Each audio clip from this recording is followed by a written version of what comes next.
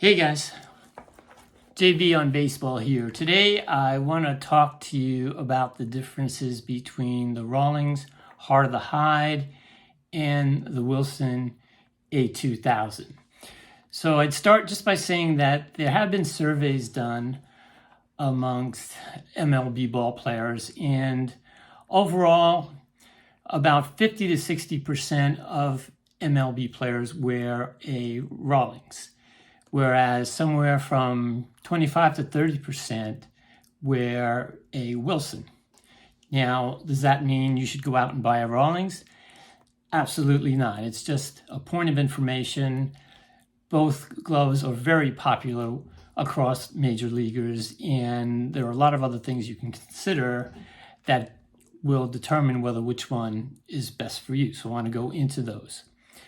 So first, I want to talk a little bit about cosmetics. Now, these are the two gloves I own that I'm going to use for this demonstration, and obviously they're very different cosmetics on these gloves.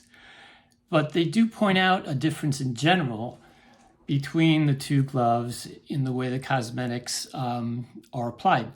The Rawlings gloves, for the most part, have a softer, more natural look to them, regardless of what color scheme they use. This is a camel and a tan color combination, but it's just got a softer, more natural look to it versus the Wilson. Now, the Wilson, of course, this one's black, but it's a jet black. It's very deep black. So the Wilson tones are more vivid, more striking in color.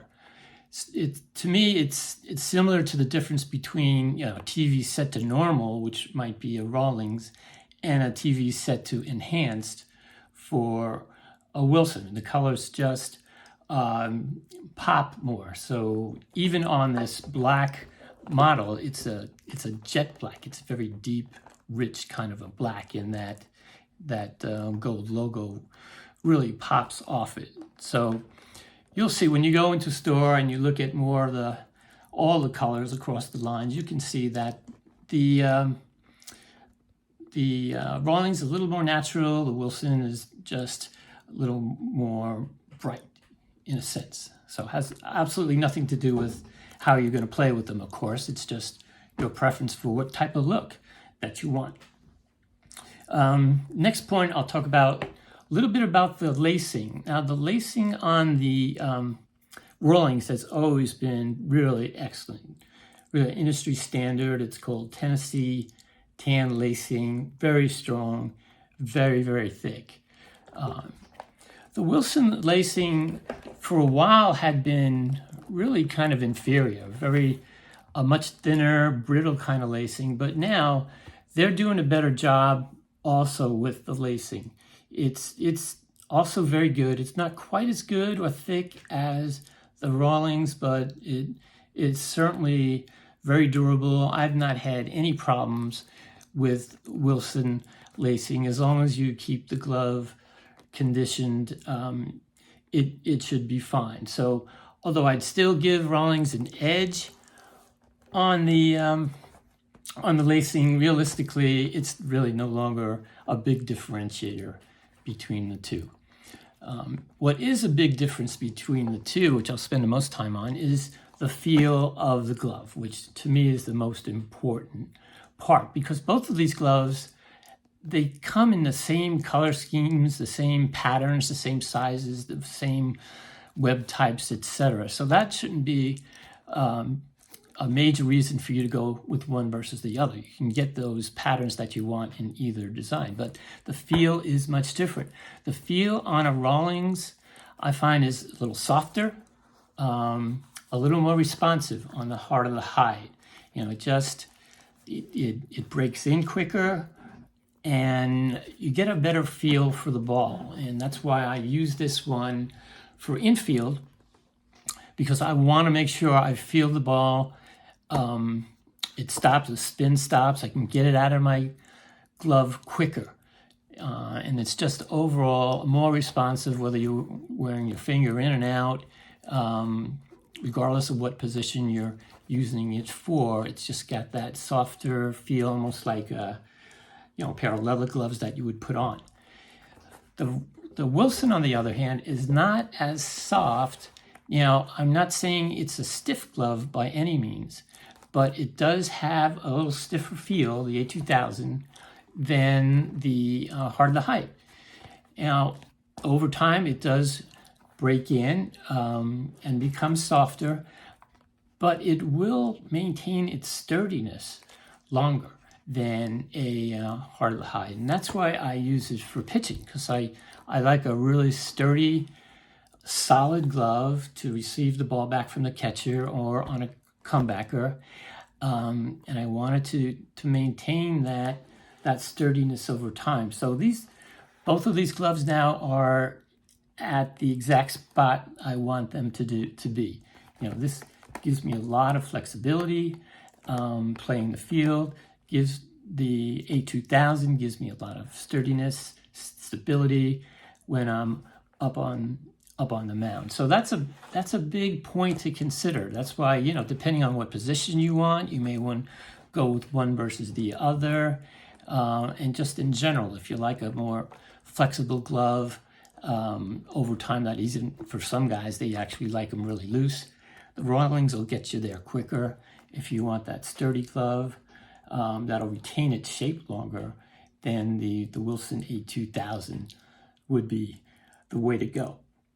The next point I'd mention is about the consistency of the pockets. There is a difference between the two. In the Rawlings, again, because it's more of a natural feel to it, glove to glove within the same model will vary more than the Wilson will. It may be different in terms of the way the pocket's formed, the way the creases or seams have formed.